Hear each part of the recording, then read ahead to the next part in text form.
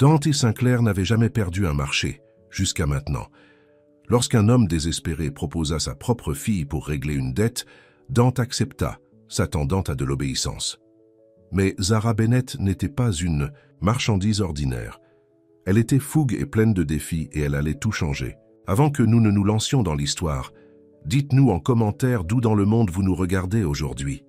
Le soleil du matin inondait de ses rayons le bureau panoramique du penthouse de Dante Sinclair. À 42, quand il avait bâti un empire qui dominait les lignes d'horizon de New York. Ses cheveux noirs étaient grisonnants aux tempes, ajoutant à son impressionnante présence alors qu'il contemplait la ville en contrebas.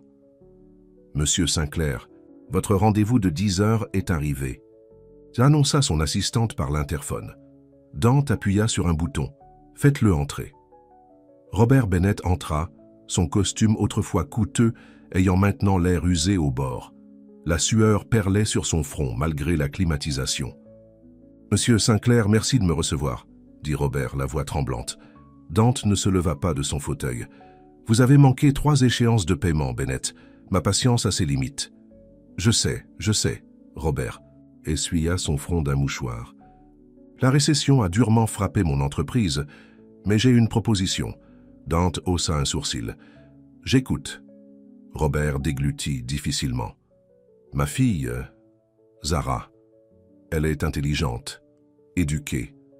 Elle pourrait travailler, pour vous, comme assistante, femme de ménage, tout ce dont vous avez besoin, jusqu'à ce que ma dette soit remboursée. » L'expression de Dante resta inchangée, mais intérieurement il ressentit un éclair de dégoût. Quel genre d'homme offre sa fille comme garantie? « Vous proposez sérieusement votre fille comme paiement ?» demanda Dante froidement. « Elle est brillante, diplômée de Columbia, parle 3 langues. Elle serait un atout pour votre personnel de maison, » bredouilla Robert. « Ce ne serait que temporaire, jusqu'à ce que je me remette sur pied. » Dante étudia l'homme, désespéré qui se tenait devant lui. « Et votre fille accepte cet arrangement ?» Robert remua mal à l'aise. « Elle comprend notre situation. » Ce n'était pas un oui, nota Dante. Pourtant, l'offre l'intriguait. Non pas parce qu'il avait besoin d'une femme de ménage, il avait du personnel pour ça, mais parce que l'accepter donnerait une leçon à Bennett sur les conséquences. « 6 mois, dit finalement Dante. Elle travaille dans ma maison pendant 6 mois et je considérerai votre dette comme réglée. » Le soulagement inonda le visage de Robert. « Merci, monsieur Sinclair, vous ne le regretterez pas. »« Je ferai mieux de ne pas le faire, » répondit Dante. « Qu'elle se présente à mon domaine demain à 9 heures. Mon assistante vous donnera l'adresse. » Après le départ de Robert, Dante pivota sa chaise pour faire face à la fenêtre à nouveau. Il n'avait aucune intention de maltraiter la jeune fille, mais il ne prévoyait pas non plus de la mettre à l'aise. C'était des affaires, après. Tout Zara Bennett se tenait dans son petit appartement, les bras croisés, fixant son père du regard. « Tu as fait quoi ?» Sa voix résonna dans les murs. « Ce n'est que temporaire, ma chérie, » supplia Robert. « Tu as 6 mois, et notre dette envers Sinclair sera effacée. » Zara passa ses mains dans ses cheveux châtains avec frustration. À 28 ans, elle s'était construite une vie loin des problèmes financiers de son père, jusqu'à maintenant. « Donc, je suis juste un bien à échanger ? On est au 19e siècle. » La colère fit rougir ses joues. « J'ai un travail, papa. Une vie. Un poste de bibliothécaire à temps partiel ne rapporte pas assez pour ce que nous devons, » rétorqua Robert. « Sinclair pourrait tout prendre. La maison, ce qui reste de l'entreprise. Il pourrait nous ruiner complètement. »« Nous ? Il n'y a pas de nous dans ce gâchis. Ce sont vos dettes, » dit Zara, parcourant l'appartement à grands pas. « Je n'arrive pas à croire que tu m'offrirais comme un sacrifice. » Les épaules de Robert s'affaissèrent. Je ne savais pas quoi faire d'autre. « S'il te plaît, Zara, ce n'est qu'un travail de femme de ménage dans son domaine. 6 mois et nous serons libres. » Zara arrêta de marcher. « Nous ? C'est moi qui suis envoyé travailler pour un homme qui, d'après tout ce que j'ai entendu, traite les gens comme des objets. » « Il n'est pas aussi mauvais qu'on le dit, » insista faiblement Robert. « D'accord. » Zara secoua la tête. « Et que se passe-t-il si je refuse ?» Le silence qui suivit fut une réponse suffisante. Cette nuit-là, après le départ de son père, Zara chercha tout ce qu'elle put trouver sur Dante Sinclair. Milliardaire self-made, homme d'affaires impitoyable, n'avait jamais perdu un marché, jamais marié, mais lié à diverses mannequins et mondaines. Froid, calculateur, précis. Le lendemain matin, elle fit une petite valise avec des vêtements pratiques, quelques livres et son ordinateur portable. Elle portait une simple robe bleue, professionnelle, mais pas soumise. C'était peut-être l'arrangement de son père, mais elle n'allait pas agir comme une victime. Le domaine Sinclair s'étendait sur 10 hectares à l'extérieur de la ville. Alors que le taxi s'approchait des grilles en fer forgé, Zara prit une profonde inspiration. 6 mois. Elle pouvait supporter n'importe quoi pendant 6 mois. Une femme de ménage au visage sévère nommée Madame Hudson l'accueillit à la porte. « Mademoiselle Bennett, nous vous attendions. Suivez-moi. » L'intérieur du manoir était impressionnant, tout en marbre, en verre et en œuvre. D'art coûteuse, mais il y avait une froideur. Pas de touche personnelle, pas de chaleur. Madame Hudson la conduisit dans une petite chambre élégante au 2e étage. « Vos quartiers, la salle de bain est là-bas.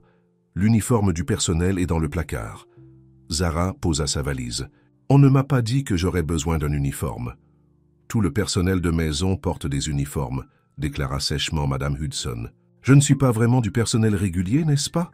Zara releva le défi. Avant que Madame Hudson ne puisse répondre, une voix grave se fit entendre de la porte.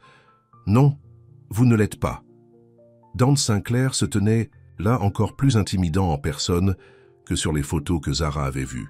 Grand, large d'épaules, avec des yeux gris perçants qui semblaient calculer sa valeur d'un seul coup d'œil.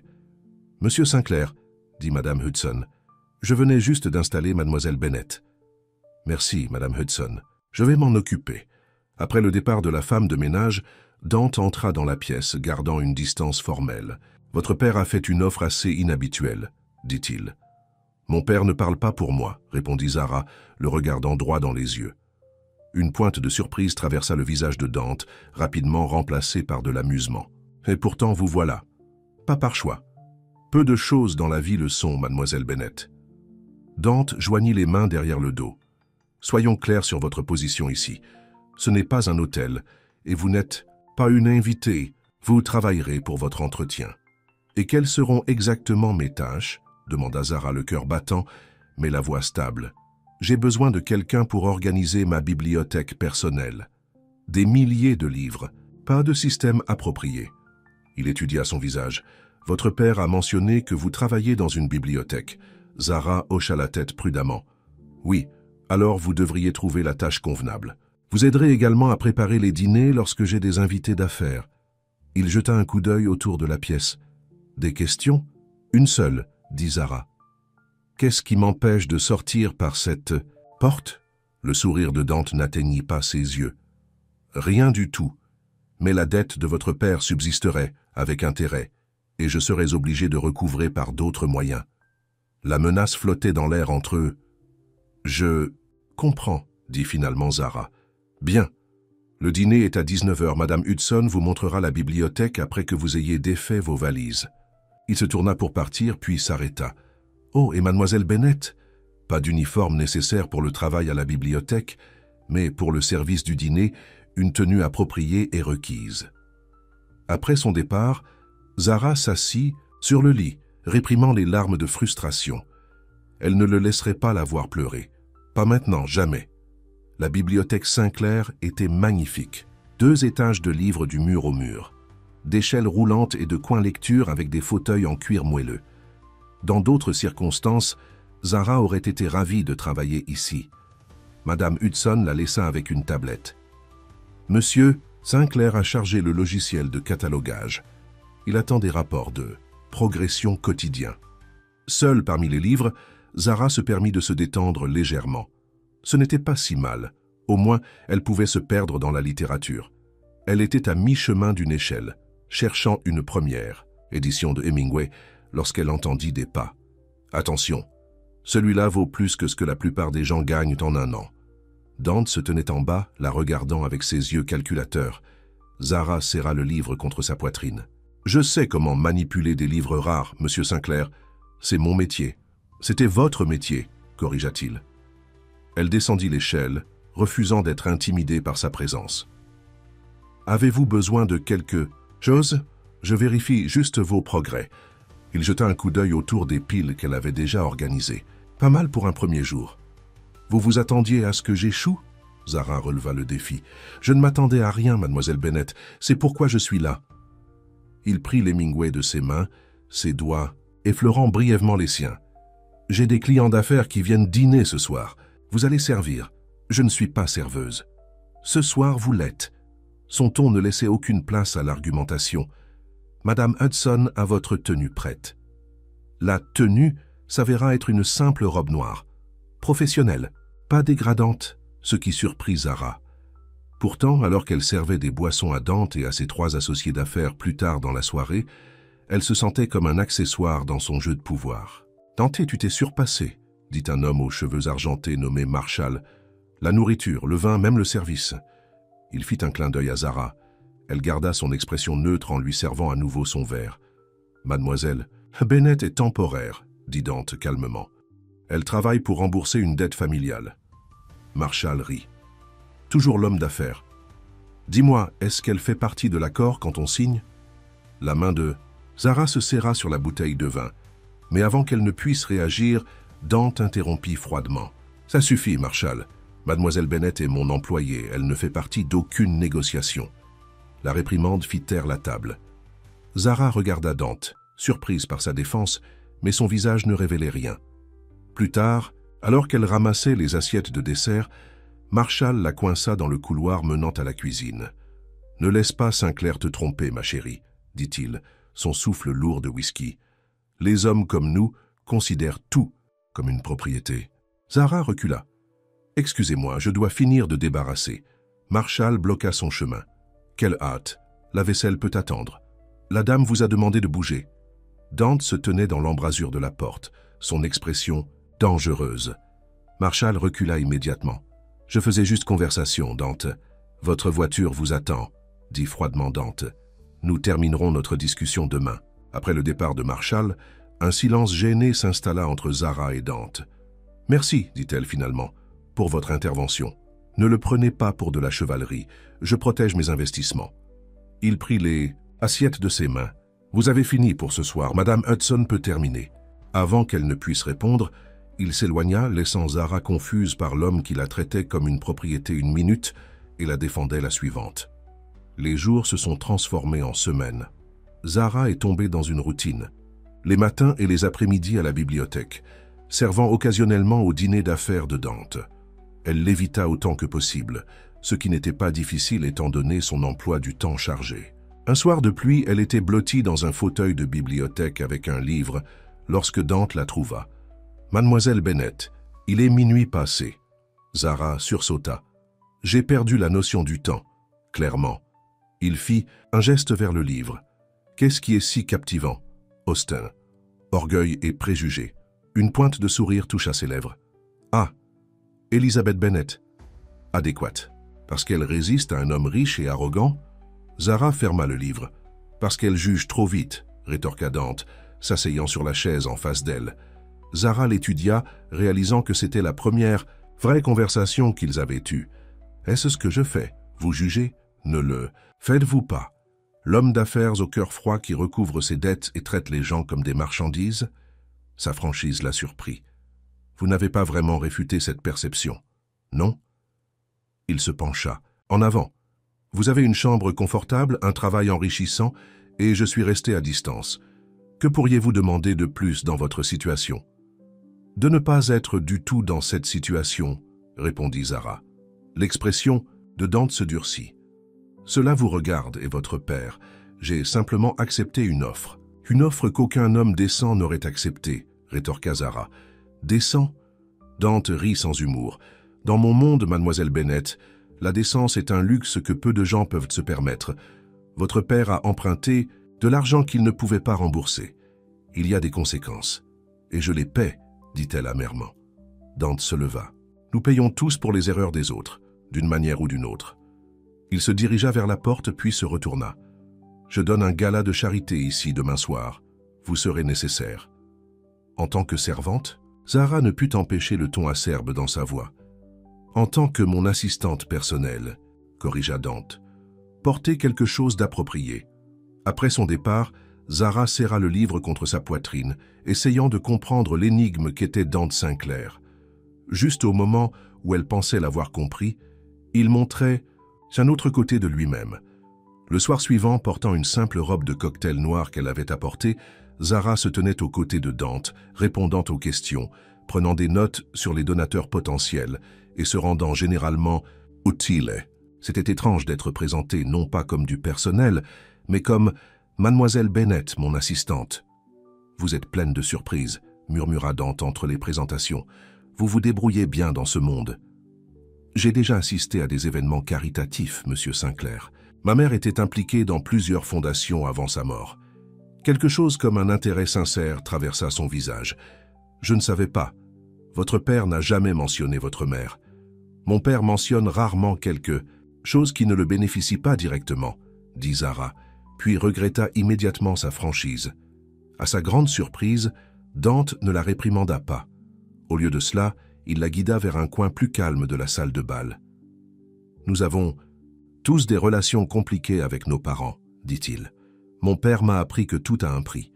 Le pouvoir, le respect, la loyauté, tout cela peut être acheté et vendu.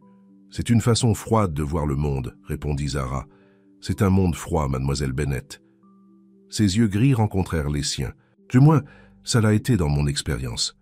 Pendant un instant, Zara entrevit quelque chose sous son extérieur contrôlé, quelque chose de blessé et de méfiant. Puis le masque se remit en place. « Monsieur Sinclair, » interrompit une voix, « le directeur de la fondation voudrait vous parler. » Dante hocha la tête. « Excusez-moi, mademoiselle Bennett. » Alors que Zara le regardait se déplacer dans la foule, attirant l'attention par sa simple présence, elle réalisa avec un sentiment de malaise que son opinion sur Dante Sinclair devenait dangereusement compliquée. Et il lui restait encore 5 mois à faire. 1 mois après l'arrivée de Zara au domaine Sinclair, la routine devenait presque confortable. La bibliothèque était maintenant organisée en sections, avec des éditions rares soigneusement cataloguées. Elle avait également commencé à numériser la collection de Dante, créant une base de données accessible depuis sa tablette. « Vous avez transformé cet endroit », dit Dante un après-midi, la trouvant perchée sur l'échelle de la bibliothèque. Zara le regarda. « Je fais juste mon travail, monsieur Sinclair. »« Dante, » corrigea-t-il. Après un « Moi, je pense que nous pouvons aller au-delà des formalités. » Elle descendit l'échelle, surprise par la demande. « Bien, Dante. » Son nom était étrange sur ses lèvres, trop intime en quelque sorte. « J'ai un voyage d'affaires à Chicago ce week-end, » dit-il, inspectant les étagères nouvellement organisées. « J'aimerais que vous veniez. » Zara se raidit. « Pourquoi auriez-vous besoin de moi à Chicago? Je rencontre un collectionneur de livres rares qui envisage de vendre sa collection.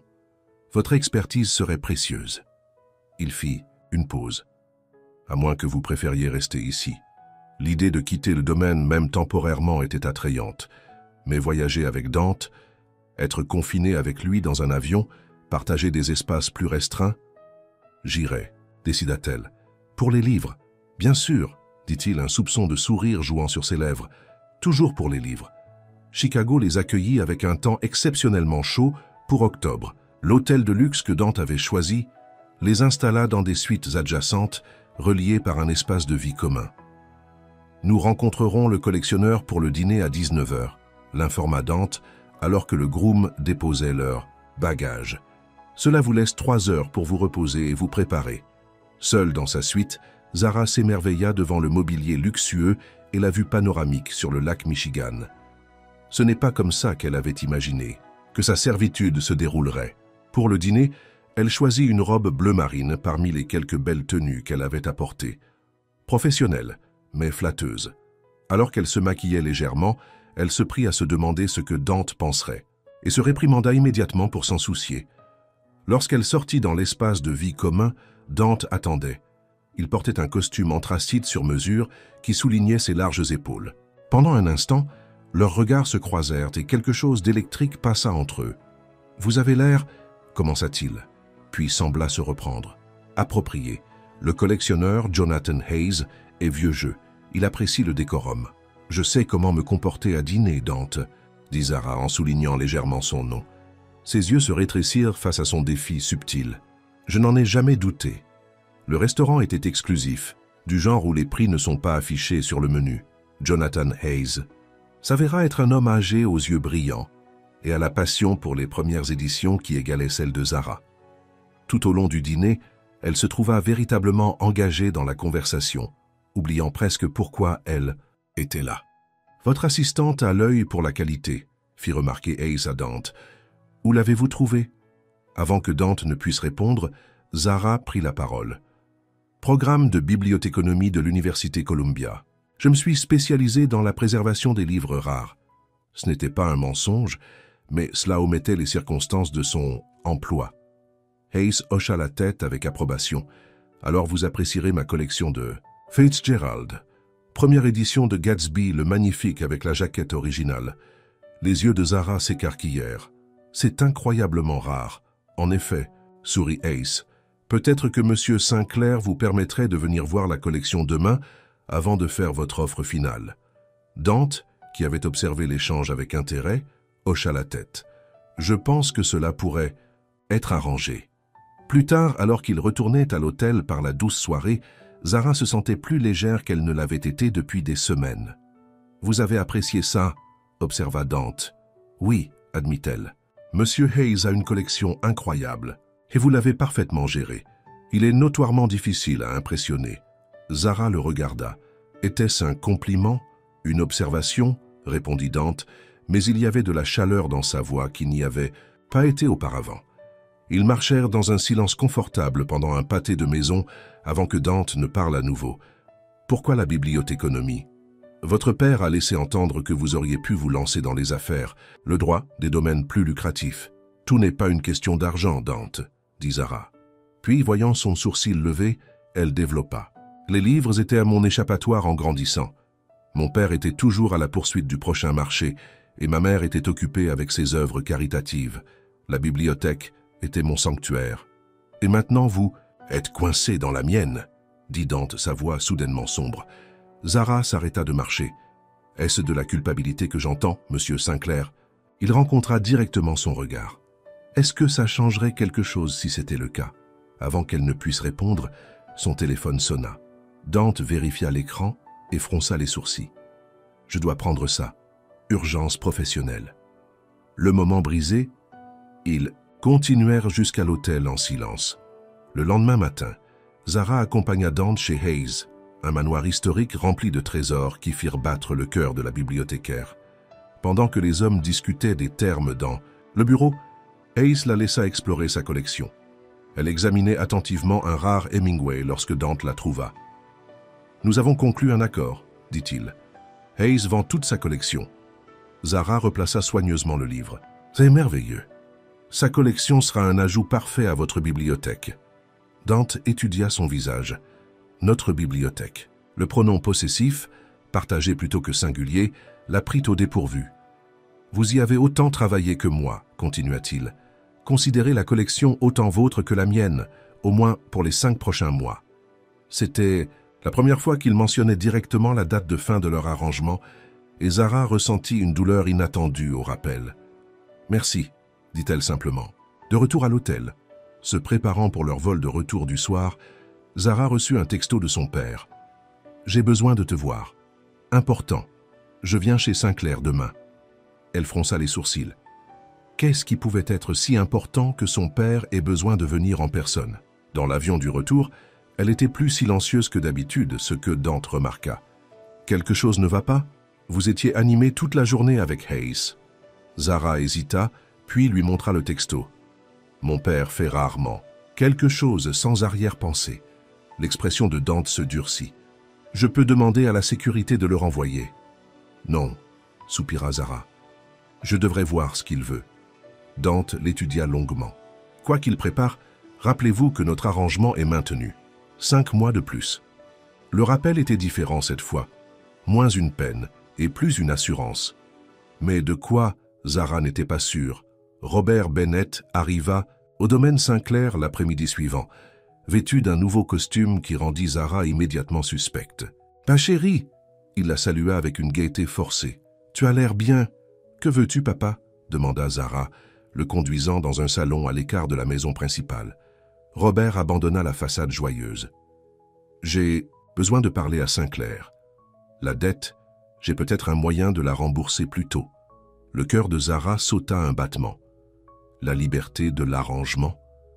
Cela aurait dû la ravir. Au lieu de cela, elle se sentait étrangement confuse. Comment? Demanda-t-elle prudemment. J'ai noué des liens avec Marshall Industries. Ils sont intéressés par l'acquisition d'une propriété que je possède toujours dans le nord de l'État. Marshall. Le nom a cliqué. Edward Marshall? L'homme de la soirée de Dante? Robert hocha la tête avec empressement. Oui, vous le connaissez? Zara se rappela le regard prédateur de Marshall, ses commentaires, la façon dont Dante était intervenu. J'en sais assez pour être méfiante. Ne soyez pas dramatique, fit Robert d'un geste de la main avec désinvolture. Ce sont les affaires. Si l'accord se concrétise, je peux rembourser Sinclair et vous pourrez rentrer à la maison. Maison. Le mot n'évoquait plus le confort qu'il avait autrefois. Et si l'accord échoue? Pressa Zara. L'enthousiasme de Robert diminua. Eh bien, c'est là que j'aurais peut-être besoin d'une petite faveur. Et voilà, l'arrière-pensée. Quel genre de faveur?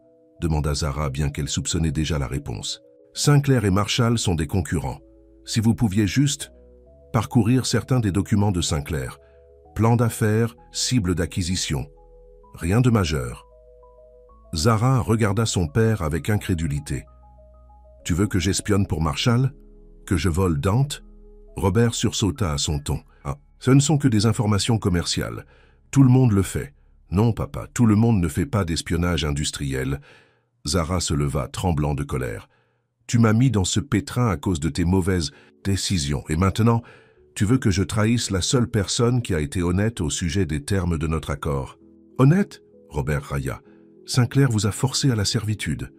C'est toi qui m'as offerte comme paiement, rétorqua Zara. Et il m'a traité avec plus de respect que toi. La porte du salon s'ouvrit et Dante se tenait là, son expression impénétrable. Monsieur Bennett, je pensais avoir entendu votre voix. Robert pâlit légèrement mais se remit rapidement. Sinclair, je rendais juste visite à ma fille. Bien sûr. Le regard de Dante se porta sur le visage rougi de Zara. Tout va bien? Oui, dit sèchement Zara. Contexte préalable. Dante Sinclair n'avait jamais perdu un marché jusqu'à maintenant. Lorsqu'un homme désespéré proposa sa propre fille pour régler une dette, Dante accepta, s'attendant à de l'obéissance. Mais Zara Bennett n'était pas une marchandise ordinaire. Elle était fougueuse et pleine de défis, et elle allait tout changer. Avant que nous ne nous lancions dans l'histoire, dites-nous en commentaire d'où dans le monde vous nous regardez aujourd'hui. Le soleil matinal inondait de ses rayons le bureau panoramique du penthouse de Dante Sinclair. À 42 ans, il avait bâti un empire qui dominait les lignes d'horizon de New York. Ses cheveux noirs étaient grisonnants aux tempes, ajoutant à son impressionnante prestance alors qu'il contemplait la ville en contrebas. « Monsieur Sinclair, votre rendez-vous de 10 heures est arrivé », annonça son assistante par l'interphone. Dante appuya sur un bouton. « Faites-le entrer. » Robert Bennett entra, son costume autrefois coûteux ayant maintenant l'air usé aux coutures. La sueur perlait sur son front malgré la climatisation. « Monsieur Sinclair, merci de me recevoir », dit Robert, la voix tremblante. Dante ne se leva pas de son fauteuil. « Vous avez manqué 3 échéances de paiement, Bennett. Ma patience a ses limites. »« Je sais. » Robert essuya son front d'un mouchoir. « La récession a durement frappé mon entreprise. Mais j'ai une proposition. » Dante haussa un sourcil. « J'écoute. » Robert déglutit difficilement. « Ma fille, Zara, elle est intelligente, instruite. Elle pourrait travailler pour vous comme assistante, femme de ménage, tout ce dont vous avez besoin, jusqu'à ce que ma dette soit remboursée. » L'expression de Dante resta impassible, mais intérieurement il ressentit une vague de dégoût. Quel genre d'homme offre sa fille en garantie? « Vous proposez sérieusement votre fille comme paiement ?» demanda Dante froidement. « Elle est brillante, diplômée de Columbia, parle 3 langues. Elle serait un atout pour votre personnel de maison, » bredouilla Robert. « Ce ne serait que temporaire, jusqu'à ce que je me remette sur pied. » Dante étudia l'homme, désespéré qui se tenait devant lui. « Et votre fille accepte cet arrangement ?» Robert remua mal à l'aise. « Elle comprend notre situation. » Ce n'était pas un oui, nota Dante. Pourtant, l'offre l'intriguait. Non pas parce qu'il avait besoin d'une femme de ménage, il avait du personnel pour cela, mais parce que l'accepter donnerait une leçon à Bennett sur les conséquences. « 6 mois, dit finalement Dante. Elle travaille dans ma maison pendant 6 mois, et je considérerai votre dette comme réglée. » Le soulagement inonda le visage de Robert. « Merci, monsieur Sinclair, vous ne le regretterez pas. » Je ferai mieux de ne pas le faire, répondit Dante. Qu'elle se présente à ma propriété demain à 9 heures. Mon assistante vous donnera l'adresse. Après le départ de Robert, Dante pivota sa chaise pour faire face à la fenêtre à nouveau. Il n'avait aucune intention de maltraiter la jeune fille, mais il ne prévoyait pas non plus de la mettre à l'aise. C'étaient des affaires. Après tout, Zara Bennett se tenait dans son petit appartement, les bras croisés fixant son père du regard. « Tu as fait quoi ?» Sa voix résonna dans les murs. « Ce n'est que temporaire, ma chérie, » supplia Robert. 6 mois et notre dette envers Sinclair sera effacée. Zara passa ses mains dans ses cheveux châtains avec frustration. À 28 ans, elle s'était construite une vie loin des problèmes financiers de son père. Jusqu'à maintenant. Donc je suis juste un bien à échanger? On est au 19e siècle. La colère fit rougir ses joues. J'ai un travail, papa. Une vie. Un poste de bibliothécaire à mi-temps ne rapporte pas assez pour ce que nous devons, rétorqua Robert. Sinclair pourrait tout prendre. La maison, ce qui reste de l'entreprise. Il pourrait nous ruiner complètement. Nous? Il n'y a pas de nous dans ce désastre. Ce sont VES dettes, dit Zara parcourant l'appartement à grands pas. Je n'arrive pas à croire que tu m'offrirais comme un sacrifice. Les épaules de Robert s'affaissèrent. Je ne savais pas quoi faire d'autre. S'il te plaît, Zara, ce n'est qu'un travail de femme de ménage dans son domaine. 6 mois et nous serons libres. Zara arrêta de marcher. Nous? C'est moi qui suis envoyé travailler pour un homme qui, d'après tout ce que j'ai entendu, traite les gens comme des objets. Il n'est pas aussi mauvais qu'on le dit, insista faiblement Robert. D'accord. Zara secoua la tête. Et que se passe-t-il si je refuse? Le silence qui suivit fut une réponse suffisante. Cette nuit-là, après le départ de son père, Zara chercha tout ce qu'elle put trouver sur Dante Sinclair. Milliardaire, self-made. Homme d'affaires, impitoyable. N'avait jamais perdu un marché, jamais marié, mais lié à diverses mannequins et mondaines. Froid, calculateur, précis. Le lendemain matin, elle fit une petite valise avec des vêtements pratiques, quelques livres et son ordinateur portable. Elle portait une simple robe bleue, professionnelle mais pas soumise. C'était peut-être l'arrangement de son père, mais elle n'allait pas agir comme une victime. Le domaine Sinclair s'étendait sur 10 hectares à l'extérieur de la ville. Alors que le taxi s'approchait des grilles en fer forgé, Zara prit une profonde inspiration. 6 mois. Elle pouvait supporter n'importe quoi pendant 6 mois. Une femme de ménage au visage sévère nommée Madame Hudson l'accueillit à la porte. « Mademoiselle Bennett, nous vous attendions. Suivez-moi. » L'intérieur du manoir était impressionnant, tout en marbre, en verre et en œuvres d'art. Coûteuse, mais il y avait une froideur. Pas de touche personnelle, pas de chaleur. Madame Hudson la conduisit dans une petite chambre élégante au 2e étage.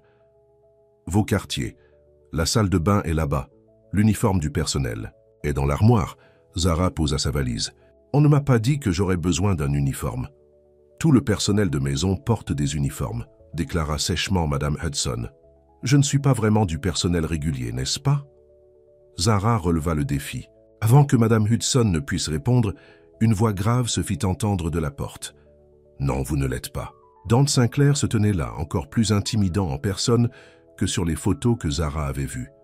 Grand, large d'épaules, avec des yeux gris perçants qui semblaient calculer sa valeur d'un seul coup d'œil. « Monsieur Sinclair, » dit Madame Hudson, « je venais juste d'installer Mademoiselle Bennett.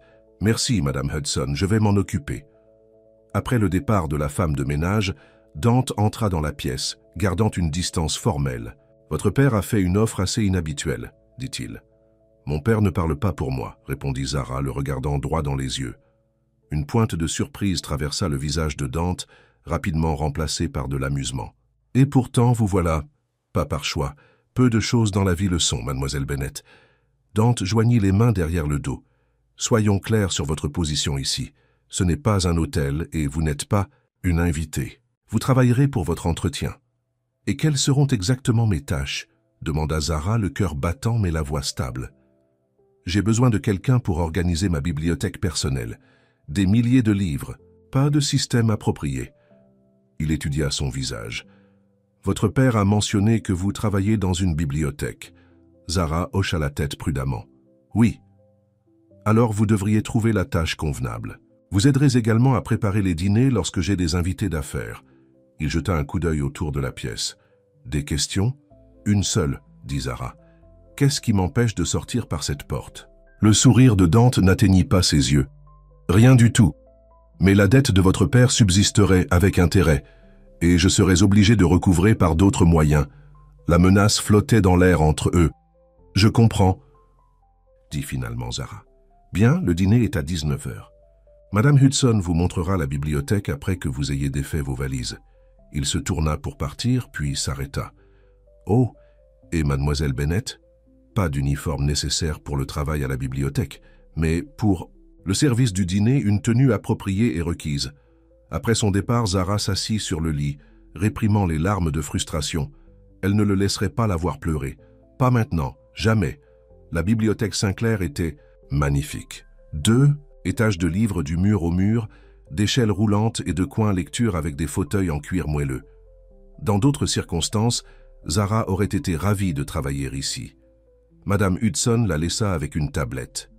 Monsieur, Sinclair a chargé le logiciel de catalogage. Il attend des rapports de progression quotidiens. Seule parmi les livres, Zara se permit de se détendre légèrement. Ce n'était pas si mal. Au moins, elle pouvait se perdre dans la littérature. Elle était à mi-chemin d'une échelle, cherchant une première édition de Hemingway, lorsqu'elle entendit des pas. Attention, celui-là vaut plus que ce que la plupart des gens gagnent en un an. Dante se tenait en bas, la regardant avec ses yeux calculateurs. Zara serra le livre contre sa poitrine. « Je sais comment manipuler des livres rares, monsieur Sinclair. C'est mon métier. »« C'était votre métier, » corrigea-t-il. Elle descendit l'échelle, refusant d'être intimidée par sa présence. « Avez-vous besoin de quelque chose? Je vérifie juste vos progrès. » Il jeta un coup d'œil autour des piles qu'elle avait déjà organisées. « Pas mal pour un premier jour. Vous vous attendiez à ce que j'échoue ?» Zara releva le défi. « Je ne m'attendais à rien, mademoiselle Bennett. C'est pourquoi je suis là. » Il prit l'Hemingway de ses mains, ses doigts effleurant brièvement les siens. « J'ai des clients d'affaires qui viennent dîner ce soir. Vous allez servir. Je ne suis pas serveuse. Ce soir, vous l'êtes. » Son ton ne laissait aucune place à l'argumentation. « Madame Hudson a votre tenue prête. » La tenue s'avéra être une simple robe noire, professionnelle, pas dégradante, ce qui surprit Zara. Pourtant, alors qu'elle servait des boissons à Dante et à ses 3 associés d'affaires plus tard dans la soirée, elle se sentait comme un accessoire dans son jeu de pouvoir. « Dante, tu t'es surpassé !» dit un homme aux cheveux argentés nommé Marshall. « La nourriture, le vin, même le service. » Il fit un clin d'œil à Zara. Elle garda son expression neutre en lui servant à nouveau son verre. « Mademoiselle, Bennett est temporaire, » dit Dante calmement. « Elle travaille pour rembourser une dette familiale. » Marshall rit. « Toujours l'homme d'affaires. Dis-moi, est-ce qu'elle fait partie de l'accord quand on signe ?» La main de Zara se serra sur la bouteille de vin, mais avant qu'elle ne puisse réagir, Dante interrompit froidement. « Ça suffit, Marshall. Mademoiselle Bennett est mon employée. Elle ne fait partie d'aucune négociation. » La réprimande fit taire la table. Zara regarda Dante, surprise par sa défense, mais son visage ne révélait rien. Plus tard, alors, qu'elle ramassait les assiettes de dessert, Marshall la coinça dans le couloir menant à la cuisine. « Ne laisse pas Sinclair te tromper, ma chérie, » dit-il, son souffle lourd de whisky. « Les hommes comme nous considèrent tout comme une propriété. » Zara recula. « Excusez-moi, je dois finir de débarrasser. » Marshall bloqua son chemin. « Quelle hâte! La vaisselle peut attendre. » La dame vous a demandé de bouger. Dante se tenait dans l'embrasure de la porte, son expression dangereuse. Marshall recula immédiatement. « Je faisais juste conversation, Dante. Votre voiture vous attend, » dit froidement Dante. « Nous terminerons notre discussion demain. » Après le départ de Marshall, un silence gêné s'installa entre Zara et Dante. « Merci, » dit-elle finalement, « pour votre intervention. Ne le prenez pas pour de la chevalerie. Je protège mes investissements. » Il prit les assiettes de ses mains. « Vous avez fini pour ce soir, Madame Hudson peut terminer. » Avant qu'elle ne puisse répondre, il s'éloigna, laissant Zara confuse par l'homme qui la traitait comme une propriété une minute et la défendait la suivante. Les jours se sont transformés en semaines. Zara est tombée dans une routine, les matins et les après-midi à la bibliothèque, servant occasionnellement au dîner d'affaires de Dante. Elle l'évita autant que possible, ce qui n'était pas difficile, étant donné son emploi du temps chargé. Un soir de pluie, elle était blottie dans un fauteuil de bibliothèque avec un livre, lorsque Dante la trouva. « Mademoiselle Bennet, il est minuit passé. » Zara sursauta. « J'ai perdu la notion du temps. » Clairement. Il fit un geste. Vers le livre. Qu'est-ce qui est si captivant? Austen, orgueil et préjugés. Une pointe de sourire toucha ses lèvres. Ah, Elizabeth Bennet, adéquate. Parce qu'elle résiste à un homme riche et arrogant, Zara ferma le livre. Parce qu'elle juge trop vite, rétorqua Dante, s'asseyant sur la chaise en face d'elle. Zara l'étudia, réalisant que c'était la première vraie conversation qu'ils avaient eue. « Est-ce ce que je fais? Vous jugez? Ne le faites-vous pas? » L'homme d'affaires au cœur froid qui recouvre ses dettes et traite les gens comme des marchandises? Sa franchise l'a surpris. « Vous n'avez pas vraiment réfuté cette perception. » « Non. » Il se pencha en avant. « Vous avez une chambre confortable, un travail enrichissant et je suis resté distant. Que pourriez-vous demander de plus dans votre situation? » « De ne pas être du tout dans cette situation, » répondit Zara. L'expression de Dante se durcit. « Cela vous regarde et votre père. J'ai simplement accepté une offre. »« Une offre qu'aucun homme décent n'aurait acceptée, » rétorqua Zara. « Décent ?» Dante rit sans humour. « Dans mon monde, mademoiselle Bennet, la décence est un luxe que peu de gens peuvent se permettre. Votre père a emprunté de l'argent qu'il ne pouvait pas rembourser. Il y a des conséquences. Et je les paie, dit-elle amèrement. Dante se leva. Nous payons tous pour les erreurs des autres, d'une manière ou d'une autre. Il se dirigea vers la porte, puis se retourna. Je donne un gala de charité ici demain soir. Vous serez nécessaire. En tant que servante. Zara ne put empêcher le ton acerbe dans sa voix. En tant que mon assistante personnelle, corrigea Dante. Portez quelque chose d'approprié. Après son départ, Zara serra le livre contre sa poitrine, essayant de comprendre l'énigme qu'était Dante Sinclair. Juste au moment où elle pensait l'avoir compris, il montrait un autre côté de lui-même. Le soir suivant, portant une simple robe de cocktail noire qu'elle avait apportée, Zara se tenait aux côtés de Dante, répondant aux questions, prenant des notes sur les donateurs potentiels et se rendant généralement utile. C'était étrange d'être présentée non pas comme du personnel, mais comme « Mademoiselle Bennet, mon assistante ». « Vous êtes pleine de surprises », murmura Dante entre les présentations. « Vous vous débrouillez bien dans ce monde. J'ai déjà assisté à des événements caritatifs, monsieur Sinclair. Ma mère était impliquée dans plusieurs fondations avant sa mort. Quelque chose comme un intérêt sincère traversa son visage. Je ne savais pas. Votre père n'a jamais mentionné votre mère. Mon père mentionne rarement quelque chose qui ne le bénéficie pas directement, dit Zara, puis regretta immédiatement sa franchise. À sa grande surprise, Dante ne la réprimanda pas. Au lieu de cela, il la guida vers un coin plus calme de la salle de bal. « Nous avons tous des relations compliquées avec nos parents, dit-il. Mon père m'a appris que tout a un prix. Le pouvoir, le respect, la loyauté, tout cela peut être acheté et vendu. C'est une façon froide de voir le monde, répondit Zara. C'est un monde froid, mademoiselle Bennet. Ses yeux gris rencontrèrent les siens. Du moins, ça l'a été dans mon expérience. Pendant un instant, Zara entrevit quelque chose sous son extérieur contrôlé, quelque chose de blessé et de méfiant.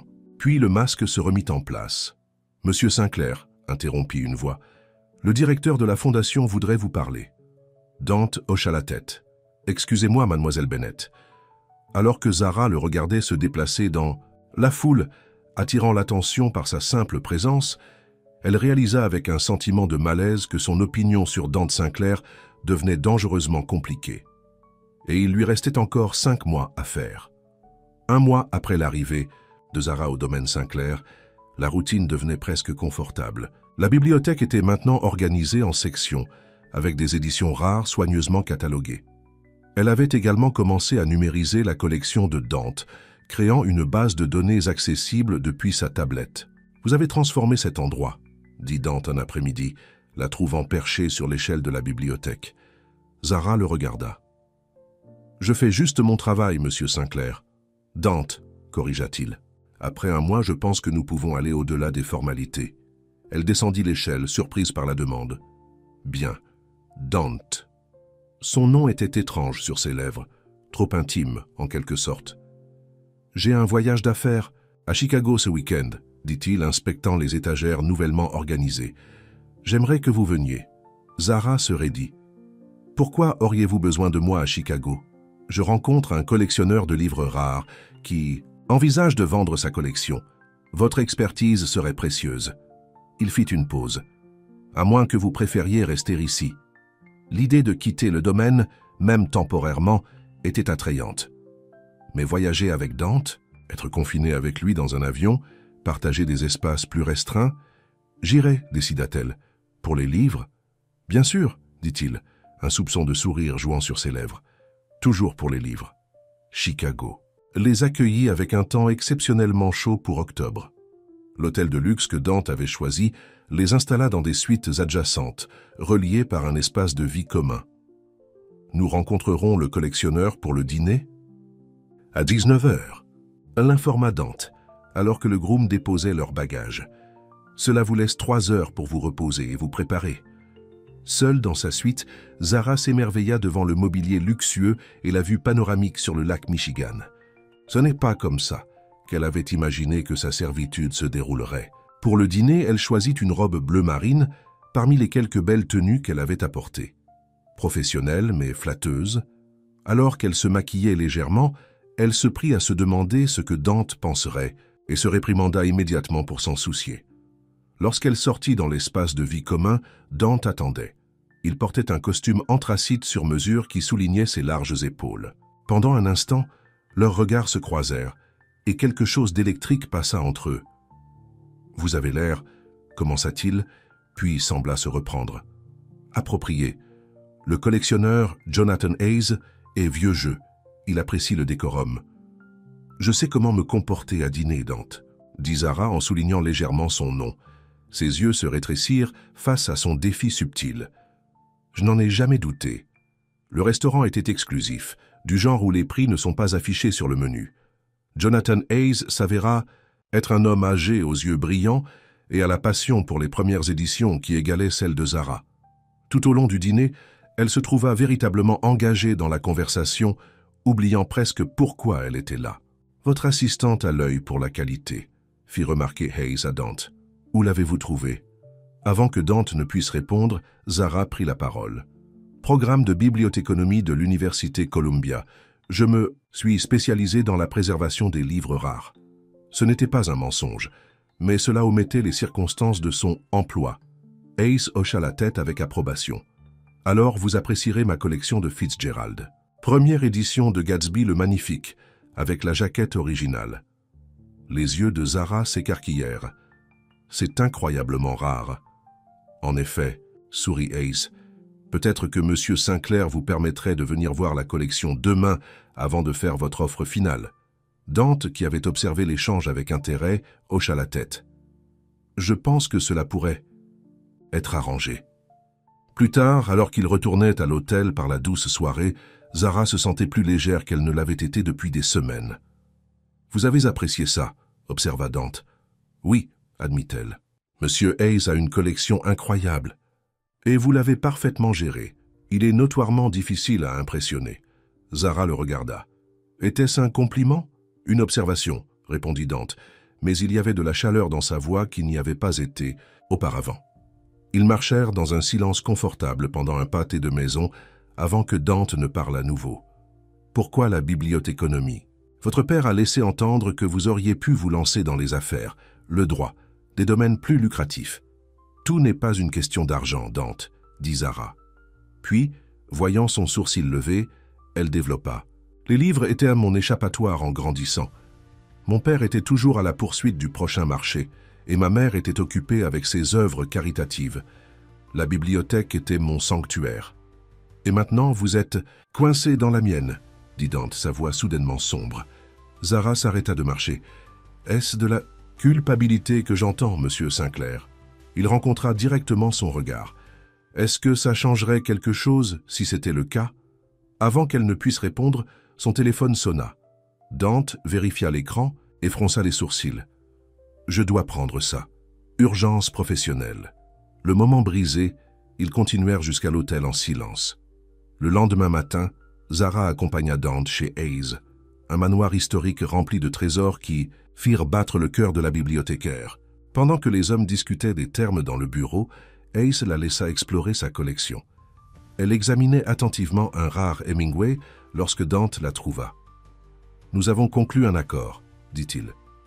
Hayes vend toute sa collection. » Zara replaça soigneusement le livre. « C'est merveilleux. Sa collection sera un ajout parfait à votre bibliothèque. » Dante étudia son visage. « Notre bibliothèque. » Le pronom possessif, partagé plutôt que singulier, l'a pris au dépourvu. « Vous y avez autant travaillé que moi, continua-t-il. Considérez la collection autant vôtre que la mienne, au moins pour les 5 prochains mois. » C'était la première fois qu'il mentionnait directement la date de fin de leur arrangement, et Zara ressentit une douleur inattendue au rappel. « Merci, dit-elle simplement. » De retour à l'hôtel, se préparant pour leur vol de retour du soir, Zara reçut un texto de son père. « J'ai besoin de te voir. Important. Je viens chez Sinclair demain. » Elle fronça les sourcils. Qu'est-ce qui pouvait être si important que son père ait besoin de venir en personne? Dans l'avion du retour, elle était plus silencieuse que d'habitude, ce que Dante remarqua. « Quelque chose ne va pas? Vous étiez animé toute la journée avec Ace. » Zara hésita, puis lui montra le texto. « Mon père fait rarement quelque chose sans arrière-pensée. » L'expression de Dante se durcit. « Je peux demander à la sécurité de le renvoyer. »« Non, » soupira Zara. « Je devrais voir ce qu'il veut. » Dante l'étudia longuement. « Quoi qu'il prépare, rappelez-vous que notre arrangement est maintenu. 5 mois de plus. » Le rappel était différent cette fois. Moins une peine et plus une assurance. Mais de quoi? Zara n'était pas sûre. Robert Bennett arriva au domaine Sinclair l'après-midi suivant, vêtu d'un nouveau costume qui rendit Zara immédiatement suspecte. « Ma chérie !» Il la salua avec une gaieté forcée. « Tu as l'air bien. »« Que veux-tu, papa ?» demanda Zara, le conduisant dans un salon à l'écart de la maison principale. Robert abandonna la façade joyeuse. « J'ai besoin de parler à Sinclair. La dette, j'ai peut-être un moyen de la rembourser plus tôt. » Le cœur de Zara sauta un battement. La liberté de l'arrangement, cela aurait dû la ravir. Au lieu de cela, elle se sentait étrangement confuse. « Comment ?» demanda-t-elle prudemment. « J'ai noué des liens avec Marshall Industries. Ils sont intéressés par l'acquisition d'une propriété que je possède toujours dans le nord de l'État. » Marshall. Le nom a cliqué. « Edward Marshall? L'homme de la soirée de Dante ?» Robert hocha la tête avec empressement. « Oui, vous le connaissez ?» Zara se rappela le regard prédateur de Marshall, ses commentaires, la façon dont Dante était intervenu. « J'en sais assez pour être méfiante. »« Ne soyez pas dramatique, » fit Robert d'un geste de la main avec désinvolture. « Ce sont les affaires. Si l'accord se concrétise, je peux rembourser Sinclair et vous pourrez rentrer à la maison. » Maison. Le mot n'évoquait plus le confort qu'il avait autrefois. « Et si l'accord échoue ?» pressa Zara. L'enthousiasme de Robert diminua. « Eh bien, c'est là que j'aurais peut-être besoin d'une petite faveur. » Et voilà, l'arrière-pensée. « Quel genre de faveur ?» demanda Zara, bien qu'elle soupçonnait déjà la réponse. « Sinclair et Marshall sont des concurrents. Si vous pouviez juste parcourir certains des documents de Sinclair. Plan d'affaires, cible d'acquisition, rien de majeur. » Zara regarda son père avec incrédulité. « Tu veux que j'espionne pour Marshall? Que je vole Dante ?» Robert sursauta à son ton. « Ce ne sont que des informations commerciales. Tout le monde le fait. » « Non, papa, tout le monde ne fait pas d'espionnage industriel. » Zara se leva, tremblant de colère. « Tu m'as mis dans ce pétrin à cause de tes mauvaises décisions, et maintenant tu veux que je trahisse la seule personne qui a été honnête au sujet des termes de notre accord. Honnête ?» Robert railla. « Sinclair vous a forcé à la servitude. C'est toi qui m'as offerte comme paiement, » rétorqua Zara. « Et il m'a traité avec plus de respect que toi. » La porte du salon s'ouvrit, et Dante se tenait là, son expression impénétrable. « Monsieur Bennett, je pensais avoir entendu votre voix. » Robert pâlit légèrement, mais se remit rapidement. « Sinclair, je rendais juste visite à ma fille. » « Bien sûr. » Le regard de Dante se porta sur le visage rougi de Zara. « Tout va bien ?»« Oui, » dit sèchement Zara. « Mon père venait de partir. » Robert hésita entre eux deux, clairement en train de calculer sa prochaine action. « En fait, je voulais discuter de la dette. J'ai peut-être une opportunité de la régler plus tôt. »« Ah bon ?» Le ton de Dante était froid. « Mon bureau alors. » Alors que les hommes sortaient, Dante jeta un coup d'œil à Zara, ses yeux posant une question qu'elle ne pouvait pas tout à fait interpréter. Seule, Zara arpentait le salon, tiraillée entre la loyauté envers son père et quelque chose de nouveau qu'elle ressentait pour Dante, quelque chose qu'elle n'était pas prête à nommer. 1 heure plus tard, Dante la trouva dans la bibliothèque. « Votre père est parti », annonça-t-il. Zara leva les yeux de son livre. « Qu'a-t-il voulu ?»« Exactement ce que vous suspectez. » Dante s'assit en face d'elle. « Il voulait que je vous libère de notre arrangement, en échange d'informations sur une fusion potentielle avec Marshall Industries. » A-t-il mentionné que Marshall l'avait contacté en premier, qu'il voulait que j'espionne pour « vous » L'expression de Dante s'assombrit. Non, il a omis ce détail. Ils restèrent silencieux un instant, le poids de la trahison de Robert planant entre eux. « Merci, » dit finalement Dante. Zara cligna des yeux, surprise. « Pour quoi ?»« Pour n'avoir pas accepté son offre, pour avoir honoré notre accord. Je ne l'ai pas fait pour vous, » dit Zara bien que les mots sonnassent creux. Néanmoins, Dante se leva. « J'ai invité Ace à venir la semaine prochaine pour voir où sa collection sera entreposée. J'ai pensé que vous pourriez vouloir lui faire la visite. » Le changement de sujet fut abrupt mais bienvenu. J'aimerais ça. Alors qu'il se retournait pour partir, Zara l'appela. « Qu'avez-vous dit à mon père? À propos de son offre ?» Dante s'arrêta à la porte. « Je lui ai dit que notre arrangement tient toujours. 5 mois de plus. » Encore une fois, ces mots ressemblaient à quelque chose de plus qu'un simple rappel de son obligation. La visite de Jonathan Hayes apporta une distraction bienvenue. Le collectionneur âgé fut impressionné par l'organisation de la bibliothèque, par Zara, et passa des heures à discuter de techniques de conservation avec elle. « Vous avez trouvé une véritable perle en Mademoiselle Bennett », fit remarquer Hayes à Dante pendant le dîner. « Non seulement compétente, mais passionnée. D'après mon expérience, c'est rare. » Le regard de Dante resta fixé sur Zara. « Oui, je commence à le réaliser. » Plus tard ce soir-là, après que Hayes se soit retiré dans sa chambre d'amis, Zara et Dante se retrouvèrent seuls dans la bibliothèque. La pluie tambourinait contre les fenêtres, créant une atmosphère chaleureuse qui contrastait avec la tension entre eux. « Hayes pense que vous devriez me proposer un poste permanent, » dit Zara, brisant le silence. « Il l'a suggéré pendant que vous preniez cet appel. » Dante fit tourner le whisky dans son verre. « Et qu'avez-vous lui répondu? »« Que notre arrangement est temporaire. » « Est-ce ce que vous voulez? Qu'il soit temporaire ?» La question resta suspendue dans l'air. Il y a 1 mois, Zara aurait répondu immédiatement. Maintenant, elle hésitait. « Je ne sais plus, » admit-elle. « Quand je suis arrivé ici, je détestais tout ce que cet endroit représentait. Votre richesse, la dette de mon père, tout l'arrangement. Et maintenant ?» La voix de Dante était douce. « Maintenant, je vois que rien n'est aussi simple que je le pensais. » Elle rencontra son regard. Y compris vous. Quelque chose changea dans l'expression de Dante, un adoucissement du regard, une vulnérabilité qu'elle n'avait jamais vue auparavant. « Envisageriez-vous de rester? Après les 6 mois ?» demanda-t-il. Avant que Zara ne puisse répondre, un coup de tonnerre secoua la maison et les lumières vacillèrent. « Parfait timing », murmura Dante posant son verre.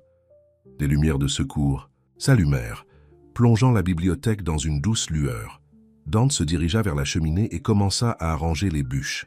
« Le générateur devrait démarrer bientôt, » dit-il. « Mais en attendant... » Alors que le feu s'enflammait, éclairant son profil, Zara fut frappée par son aspect différent. Moins l'homme d'affaires intimidant et plus simplement un homme, créant de la chaleur dans l'obscurité. Elle le rejoignit près du feu, attirée par sa chaleur et l'intimité inattendue du moment. « Vous n'avez pas terminé votre pensée, » lui rappela Dante. « À propos de rester. » Zara regardait les flammes danser. « J'aurais besoin d'y réfléchir. Cet arrangement a commencé par le fait que je n'avais pas le choix. Si je reste, il faudrait que ce soit différent. » « Différent comment ?» Elle se tourna pour le faire face. « Sur un pied d'égalité. Pas comme votre propriété ou même votre employé, mais comme quelqu'un ayant sa propre voix, ses propres choix. » Dante étudia son visage, la lumière du feu se reflétant dans ses yeux. « Je ne vous ai jamais considéré comme une propriété, Zara. Pas vraiment. Pas après le premier jour. » L'aveu resta suspendu entre eux, lourd d'implications. « Alors qu'est-ce que je suis pour vous ?» osa-t-elle demander. Dante tendit la main, ses doigts, ces 3 prochains mois, plus aucun paiement, ni obligation. Vous resterez mon invité, mon égal, pendant que nous réglerons nos comptes avec Marshall et votre père. Après cela, vous déciderez de ce qui vient ensuite. Son offre de liberté, une vraie liberté sans condition, toucha quelque chose de profond en Zara. Mais avant qu'elle ne puisse répondre, le téléphone de la bibliothèque sonna. Dante décrocha, son expression s'assombrissant rapidement. « Quand » demanda-t-il. « Quelle gravité ?» Lorsqu'il raccrocha, son visage était sombre. « Votre père a eu un accident. Il est à l'hôpital métropolitain. » Le couloir de l'hôpital était stérile et lumineux. Un contraste saisissant avec la bibliothèque faiblement éclairée qu'ils venèrent de quitter. Zara marchait nerveusement pendant que Dante s'entretenait avec les médecins. Finalement, il revint avec des nouvelles. Jambes cassées, commotion cérébrale, quelques contusions internes. Il est stable, mais sédaté. « Que s'est-il passé ?» demanda Zara. Sa voiture a quitté la route près de Marshall Industries. La police dit qu'aucun autre véhicule n'était impliqué, mais... Dante laissa l'implication planer. « Vous pensez que Marshall a quelque chose à voir avec ça? Je pense que votre père est devenu un boulet une fois que vous n'avez pas accepté l'offre de Marshall, dit Dante prudemment. Zara s'effondra sur une chaise, le poids de tout s'écrasant sur elle. C'est fou, tout ça, les manœuvres de mon père, les menaces de Marshall, notre arrangement. Comment en sommes-nous arrivés là? Dante s'assit à côté d'elle, sans la toucher, mais assez près pour qu'elle puisse sentir sa chaleur. Votre père a fait des choix, moi aussi, Marshall aussi. Mais vous êtes celle qui a été prise au piège. Une infirmière s'approcha, interrompant leur conversation. Mademoiselle Bennett, votre père vous demande. Robert semblait plus petit dans son lit d'hôpital, son habituel aplomb diminué par les bandages et les machines. Lorsque Zara entra, ses yeux s'écarquillèrent, de surprise et de méfiance lorsqu'il vit Dante derrière elle. « Ma chérie, » dit Robert faiblement, « tu es venue. »« Bien sûr que je suis venue, » répondit Zara, s'asseyant près du lit. Que s'est-il passé? Les yeux de Robert se portèrent nerveusement sur Dante. Perte de contrôle, dans une courbe. Rien de grave. Rien de grave? Répéta Zara incrédule. Papa, tu aurais pu mourir. Marshall vous a contacté, n'est-ce pas? Demanda directement Dante. La tentative d'innocence de Robert s'effondra. Comment avez-vous... Il a tout raconté à Zara, interrompit Dante. À propos d'Helena, à propos de votre chantage. Tout. Robert pâlit sous ses bleus. Zara, je peux expliquer. Épargne-toi ça, le coupa-t-elle. J'ai lu les lettres. Je sais ce que tu as fait. La honte traversa le visage de Robert, rapidement remplacé par de la défensive. J'ai fait ce que j'avais à faire pour protéger notre famille. Tu as fait ce que tu fais toujours, corrigea Zara. Trouver quelqu'un à exploiter pour de l'argent facile que tu as ensuite gaspillé. Robert sembla se dégonfler. Davantage. Marshall a dit que si tu ne coopérais pas, il me ferait payer à la place. Je ne l'ai pas cru jusqu'à... Il fit un geste faible vers son corps brisé. Cela s'arrête maintenant, dit fermement Dante. Tout. Marshall, le chantage, utiliser Zara comme pion. Ça s'arrête. Et qu'en est-il de notre arrangement? Demanda Robert, une pointe de sa vieille ruse refaisant surface. Le remboursement de la dette de Zara? C'est entre Zara et moi, répondit Dante. Vous êtes hors de l'équation. Robert les regarda, la compréhension s'éveillant. C'est donc comme ça. Tu as retourné ma fille contre moi. Tu l'as fait toi-même, dit Zara doucement. Chaque fois que tu as choisi l'argent avant la famille, une infirmière entra pour vérifier les constantes vitales de Robert, donnant à Zara et Dante une raison de sortir. Dans le couloir, Dante sortit son téléphone. « J'appelle mon équipe de sécurité. Vous aurez toutes les deux besoin de protection jusqu'à ce que nous ayons réglé nos comptes avec Marshall. »« Qu'est-ce que vous prévoyez ?» demanda Zara. « Donner à Marshall ce qu'il veut, en quelque sorte. » Une pointe de l'homme d'affaires impitoyable revint dans l'expression de Dante. « Il pense qu'il y a des preuves dans ses livres. Laissons-le le découvrir par lui-même. » 2 jours plus tard, le plan de Dante fut mis en mouvement. On fit stratégiquement fuiter l'information que la collection Hayes serait temporairement entreposée dans un entrepôt sécurisé pendant que la bibliothèque Sinclair subissait des rénovations. La vraie collection restait en sécurité, au domaine, tandis que des répliques convaincantes étaient déplacées vers l'entrepôt, y compris une première édition particulière de Fitzgerald avec des annotations soigneusement falsifiées. « Vous pensez que Marshall mordra à l'hameçon » demanda Zara en regardant les livres factices être chargés dans une fourgonnette. « Les gens comme Marshall ne peuvent résister à ce qu'ils croient être à portée de main, » répondit Dante. Sa cupidité sera sa perte. Effectivement, cette nuit-là, les caméras de sécurité ont filmé les hommes de Marshall en train de cambrioler l'entrepôt. Le lendemain matin, ils étaient en garde à vue, pris avec les livres et des preuves les reliant directement à Marshall. Lorsque la nouvelle de l'arrestation d'Edward Marshall pour espionnage industriel et tentative de falsification de preuves a été annoncée, Zara a senti un poids se soulager de ses épaules. Le danger immédiat était passé, bien que son père soit resté à l'hôpital, son rétablissement plus lent que prévu. « C'est fini », dit Dante alors qu'ils étaient assis dans la bibliothèque ce soir-là, regardant le reportage. « Marshall sera embourbé dans des procédures judiciaires pendant des années. »« Et mon père ?» demanda Zara. « Ses frais médicaux sont couverts », l'assura Dante. « Au-delà de ça, c'est à vous de décider de la relation que vous voulez avoir avec lui à l'avenir. » Zara hocha la tête, la gratitude et d'autres émotions plus complexes emplissant sa poitrine. « Merci, pour tout. Ne me remerciez pas, » dit doucement Dante. « Je reste l'homme qui vous a accepté comme paiement d'une dette. Rien ne peut changer ce début. »« Non, » acquiesça Zara. « Mais nous contrôlons ce qui se passe ensuite. » Leurs regards se croisèrent et l'air entre eux s'imprégna de possibilités. « 3 mois de plus » la rappela Dante, la voix basse. « En tant qu'égal, cette fois. En tant qu'égal, » répéta Zara. Elle tendit la main à travers l'espace qui les séparait, ses doigts trouvant les siens. Et puis, nous verrons où nous en sommes. Alors que leurs mains s'entremêlaient, Zara réalisa que quelque chose avait fondamentalement changé. L'arrangement qui avait commencé comme une transaction commerciale, un échange froid de services, contre une dette, avait évolué en quelque chose qu'aucun d'eux n'avait prévu. Un lien qui ne pouvait pas être mesuré en dollars ou en jours. Le lendemain matin, Zara déplaça ses affaires de la petite chambre qui lui avait été attribuée vers une plus grande suite dans l'aile principale de la maison, un pas symbolique du statut de servante à celui d'égal, de l'obligation, au choix. Lorsqu'elle entra dans la salle à manger pour le petit déjeuner, Dante se leva un geste de respect qu'il n'avait jamais montré auparavant. « Bonjour » la salua-t-il, quelque chose de nouveau dans ses yeux. « Bonjour » répondit-elle, prenant place en face de lui.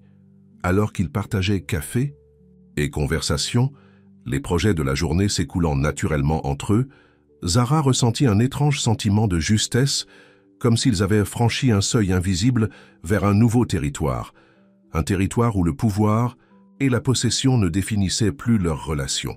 « J'aimerais rendre visite à mon père aujourd'hui », dit-elle en terminant le petit déjeuner. « Viendrez-vous avec moi ?» La demande, ni une exigence ni un ordre de l'un ou l'autre côté, resta suspendue dans l'air entre eux. « Si vous le voulez, » répondit simplement Dante. À l'hôpital, Robert sembla surpris de les voir ensemble, entrant dans sa chambre non pas comme ravisseur et captive, mais comme 2 personnes unies par choix. « Vous avez meilleure mine », observa Zara, posant un vase de fleurs sur sa table de chevet. « J'y arrive », répondit Robert, ses yeux se déplaçant entre eux avec méfiance. « Que se passe-t-il entre vous deux ?»« Nous avons conclu un accord, » dit Dante. « Un nouvel arrangement. » Les sourcils de Robert se levèrent. « Quel genre d'arrangement ?»« C'est entre nous, » répondit fermement Zara. « Mais je voulais que vous sachiez que la dette est réglée. Quel que soit le pouvoir que vous pensiez avoir sur Dante ou moi, il a disparu. »« Comme ça ?» demanda Robert incrédule. « Après tout ?»« Comme ça ?» confirma Dante. « Considérez-le comme une page tournée. Pour nous tous. » Alors qu'ils quittaient l'hôpital, Zara se sentit plus légère qu'elle ne l'avait été depuis des mois. « Il ne vous a pas cru, vous savez. À propos du pardon de la dette, peu importe s'il y croit, » répondit Dante, prenant sa main alors qu'ils marchèrent vers la voiture. « Ce qui compte, c'est que c'est fait. Le passé est réglé. »« Ça et l'avenir ?» demanda Zara, le regardant. Les yeux de Dante s'adoucirent lorsqu'il la regarda. Il est encore en train d'être écrit, un jour à la fois. De retour au domaine, ils se sont installés dans un nouveau rythme, travaillant côte à côte à la bibliothèque, partageant des repas sans le formalisme de leur précédent arrangement, discutant tard dans la nuit de livres, de famille, de rêves. Au cours de l'une de ces conversations nocturnes, 2 semaines après l'arrestation de Marshall, Dante lui raconta enfin tout sur sa relation avec sa mère. « Elle était mon premier amour », avoua-t-il alors qu'ils étaient assis devant la cheminée de la bibliothèque. « Nous étions jeunes, ambitieux.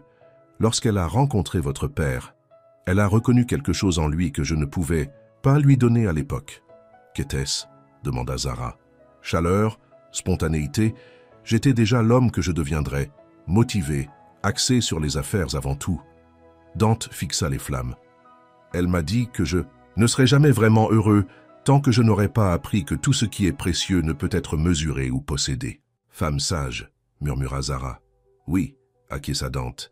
J'aurais souhaité comprendre plutôt ce qu'elle voulait dire. Il se tourna vers Zara, la vulnérabilité dans les yeux. Il a fallu que je te rencontre pour enfin apprendre cette leçon. Au fil des semaines, et alors que l'automne se transformait en hiver, la frontière entre arrangement et relations s'estompait. Il ne comptait plus les jours de l'accord initial de 6 mois. Au lieu de cela, ils se sont retrouvés à construire quelque chose de nouveau, un lien basé sur le choix plutôt que sur l'obligation. Robert sortit de l'hôpital et déménagea dans un centre de réadaptation, son rétablissement progressant lentement. Zara lui rendait visite régulièrement, parfois avec Dante, parfois seule. La relation restait tendue, mais l'honnêteté entre eux était nouvelle et fragile, et valait la peine d'être protégée.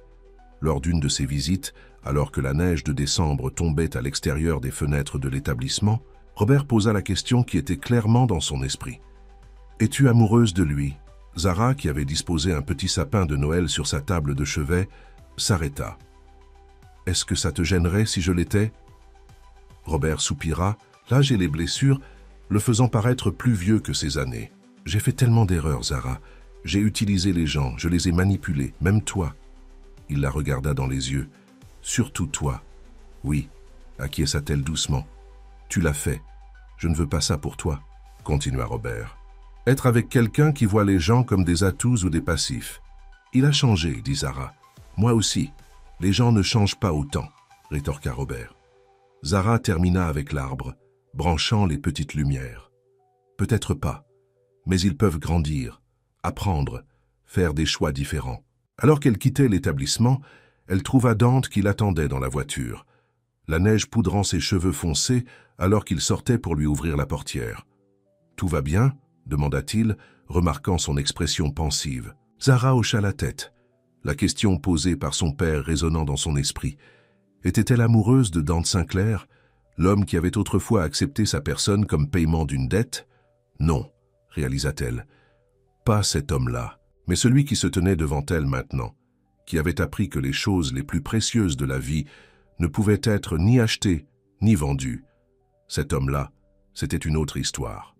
« Tout est parfait, » dit-elle, prenant sa main alors que des flocons de neige tourbillonnaient autour d'eux. Et pour la première fois depuis qu'elle était entrée dans son manoir 6 mois plus tôt, Zara Bennett se sentait vraiment libre, de choisir sa propre voie, de construire sa propre vie, et peut-être de donner son cœur non pas comme un paiement, mais comme un cadeau. L'hiver s'installa sur le domaine Sinclair, transformant les jardins en un pays des merveilles blancs.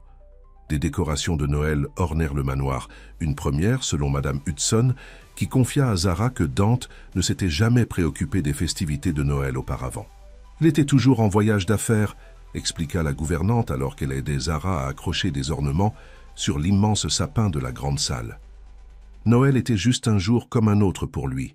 « Et maintenant ?» demanda Zara, curieuse du changement. Madame Hudson sourit en connaissance de cause. « Maintenant, il a une raison de célébrer. L'arrangement initial de 6 mois avait officiellement pris fin la semaine précédant Noël. Dante avait marqué l'occasion en présentant à Zara un document libérant officiellement son père de toutes les dettes restantes. « Vous êtes libre », lui avait-il dit, plaçant les papiers dans ses mains. « Plus aucune obligation, plus aucun paiement. » Zara avait fixé le document, les émotions tourbillonnant. « Et si je veux rester ?» L'espoir avait brillé dans les yeux de Dante. « Alors vous restez parce que vous le choisissez, pas parce que vous le devez. » Elle avait choisi de rester au moins pour les fêtes. Ce qui allait suivre restait indéfini, une question planant entre eux et à laquelle aucun des deux ne semblait prêt à répondre. La veille de Noël, Dante organisa un petit dîner. Jonathan Hayes, Madame Hudson, Zara et même Robert, qui arriva en fauteuil roulant, mais semblait déterminé à faire l'effort. La soirée fut étonnamment chaleureuse et festive. Hayes leur raconta des histoires de vente aux enchères de livres rares qui avaient mal tourné. Madame Hudson révéla un talent caché pour le piano, jouant des chants de Noël après le dîner. Même Robert se comporta bien, regardant avec des yeux pensifs Zara et Dante se déplacer l'un autour de l'autre avec une familiarité aisée. Alors que la nuit se terminait, Hayes mit Zara de côté. « Je vous ai observés tous les deux, » dit le vieux collectionneur avec une étincelle dans les yeux. « Quelle transformation depuis ma première visite !» Zara sourit. « Nous avons parcouru un long chemin. L'amour exige généralement un voyage, » dit simplement Hayes. Plus tard, après le départ des invités et le calme revenu dans la maison, Zara trouva Dante dans la bibliothèque. Il se tenait près de la fenêtre, regardant la neige tomber, un verre de whisky à la main. « Un sou pour vos pensées, » dit-elle, le rejoignant. Dante sourit. « Elles valent considérablement plus que ça. Homme d'affaires typique, » taquina Zara, toujours en train de négocier. Son expression devint sérieuse. « Plus maintenant. Pas avec vous. » Il posa son verre. « J'ai réfléchi à ce qui se passe ensuite. » « Oh !» Le cœur de Zara s'accéléra. « Vous n'avez jamais vraiment eu la liberté, ni avec les manœuvres de votre père, ni avec notre arrangement. » Dante se tourna pour la regarder pleinement. « Je veux que vous l'ayez, pour découvrir qui vous êtes sans les attentes des autres. »« Qu'est-ce que vous dites ?» demanda prudemment Zara. « Je dis que j'ai un cadeau pour vous. » De sa poche, il sortit une petite enveloppe et là. Elle lui tendit. À l'intérieur, Zara trouva des billets pour une tournée littéraire en Europe. Londres, Paris, Rome, prévus pour commencer en janvier. Avec les billets, il y avait une carte de crédit à son nom. « Je ne comprends pas, » dit-elle. « C'est la liberté, » expliqua Dante. 3 mois pour explorer, pour étudier, pour décider de ce que vous voulez que votre vie soit. La carte n'a pas de limite. Utilisez-la pour tout ce dont vous avez besoin. Vous m'envoyez loin. Zara ne put empêcher la douleur dans sa voix. « Je vous libère, » corrigea doucement Dante. Sans attache ni obligation. Il prit ses mains dans les siennes. « Pendant 6 mois, votre vie a été définie par les choix des autres. Il est temps que vous fassiez les vôtres. »« Et si mon choix est de rester ?» lança Zara. « Alors, je serai l'homme le plus heureux du monde. » admit Dante. « Mais j'ai besoin de savoir que c'est vraiment votre choix, pas fait par gratitude, par obligation ou par quoi que ce soit d'autre, sauf ce que vous voulez vraiment. » Zara étudia son visage, voyant le coup de cette offre dans ses yeux.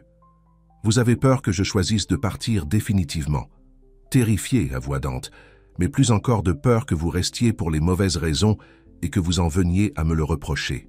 La prise de conscience de combien il avait changé frappa profondément Zara. L'homme qui avait autrefois tout mesuré en termes de propriété et de contrôle lui offrait maintenant une liberté totale, même au risque de la perdre. « 3 mois, dit-elle doucement. « 3 mois, répéta-t-il. Et ensuite, quoi que vous décidiez, je le respecterai. » Le matin de Noël arriva clair et lumineux.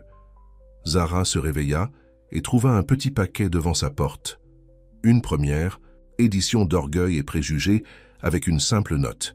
« Pour ma propre Elisabeth Bennet. Que votre voyage vous apporte clarté et joie. D. » Le geste fit monter les larmes aux yeux de Zara. Elisabeth et Darcy, l'homme fier et la femme qui le défiait, qui l'aida à devenir meilleur. Le parallèle ne lui échappa pas. En D. Basse, Dante l'attendait près du sapin de Noël, décontracté dans un pull, plutôt que dans son costume habituel.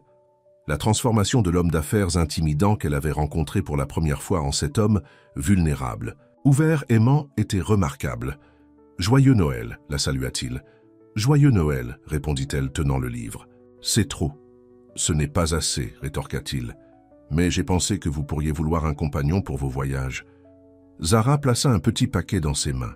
« J'ai quelque chose pour vous aussi. » À l'intérieur se trouvait un journal, fait à la main en cuir italien. « Pour le prochain chapitre », disait l'inscription. « Le prochain chapitre », répéta Dante, passant ses doigts sur la couverture.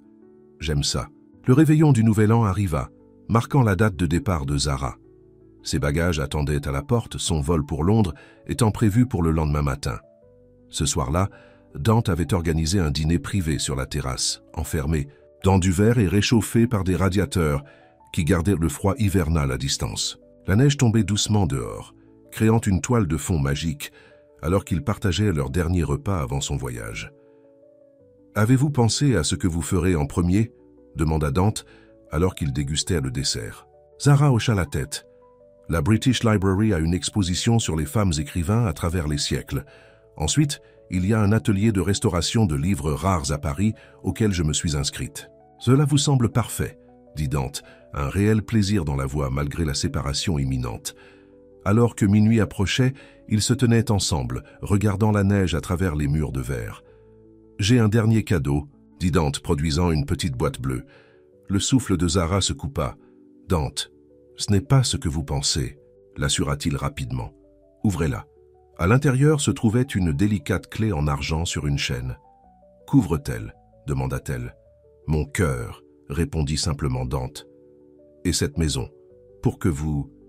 Sachiez toujours que vous avez un endroit où retourner, si vous le choisissez. » Les larmes remplirent les yeux de Zara, tandis qu'elle le laissait attacher le collier autour de son cou.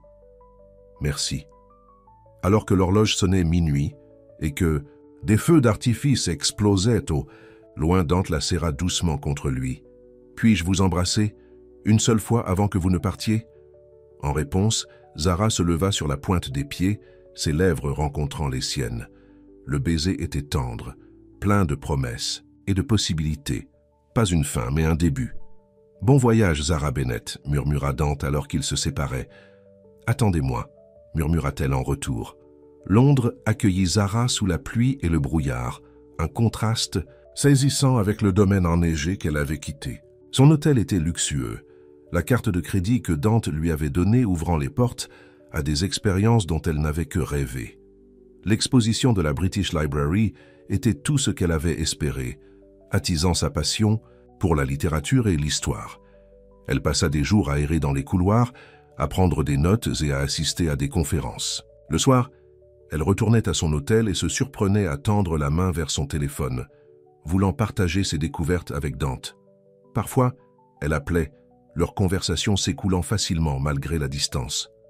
D'autres fois, elle résistait, testant son indépendance, voyant si elle pouvait se débrouiller seule. De Londres, elle voyagea à Paris, où l'atelier de restauration de livres occupa ses journées. Elle apprit des techniques de préservation de textes anciens, ses doigts devenant habiles avec le travail délicat. Son instructeur, remarquant son talent, lui offrit un apprentissage. « Vous avez un don », lui dit-il. « Vous pourriez en faire une carrière. » L'offre était tentante, une voie à suivre qui était entièrement la sienne, non modelée par les manœuvres de son père ou le monde de Dante. Elle promit d'y réfléchir. Rome vint ensuite, avec ses bibliothèques anciennes et ses places ensoleillées. Zara se retrouva à flâner dans les cafés, écrivant de longues lettres à Dante qu'elle envoyait parfois et d'autres fois gardait pour elle, un journal de son voyage à la fois physique et émotionnel.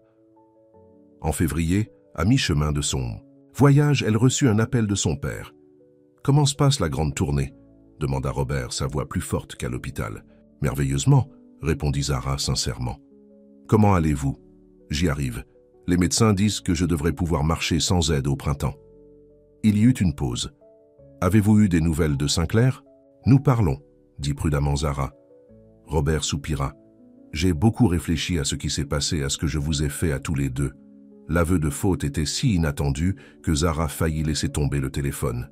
« Papa, je ne suis pas doué pour les excuses, » continua maladroitement Robert, « mais j'essaie de m'améliorer. L'accident, ça vous fait réfléchir différemment aux choses. Il n'est jamais trop tard pour changer, » dit doucement Zara. « C'est ce que Sinclair a dit lorsqu'il m'a rendu visite la semaine dernière. »« Dante vous a rendu visite ?» C'était une nouvelle pour Zara. « Il m'a apporté des propositions commerciales, en fait, des propositions légitimes. » Robert semblait amusé. Il a dit qu'il pensait que je pourrais avoir des compétences à offrir pour une nouvelle entreprise. Quelque chose à propos d'acquisition de livres rares. Zara sourit intérieurement, imaginant Dante tendre cette branche d'olivier, donnant à son père une chance de rédemption. « Allez-vous l'accepter ?»« J'y réfléchis, » admit Robert. « Ce serait un nouveau départ. » Après avoir raccroché, Zara se tenait sur le balcon de son hôtel, regardant l'horizon romain. Son père envisageant un travail honnête, Dante offrant une seconde chance, elle-même trouvant sa propre voie. Tout changeait, évoluant en quelque chose de nouveau et d'inattendu. Mars emmena Zara à Venise, la dernière étape de son voyage. Alors qu'elle prenait un taxi fluvial dans les canaux, elle réalisa avec une clarté étonnante qu'elle était prête à rentrer à la maison. Pas dans son petit appartement ou chez son père, mais au domaine Sinclair, chez Dante. Les révélations n'étaient pas une surprise. Pas vraiment. Tout au long de ses voyages, il était resté une présence constante dans ses pensées.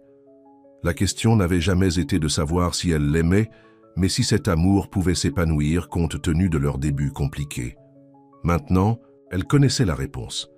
Ce qui avait commencé comme un arrangement commercial, une transaction froide de service contre une dette, s'était transformé en quelque chose de rare et de précieux. L'homme qu'il avait autrefois accepté comme paiement était devenu l'homme qu'il avait libéré, même au risque de la perdre à jamais. Ce soir-là, elle appela « Dante, j'ai pensé à rentrer », dit-elle sans préambule.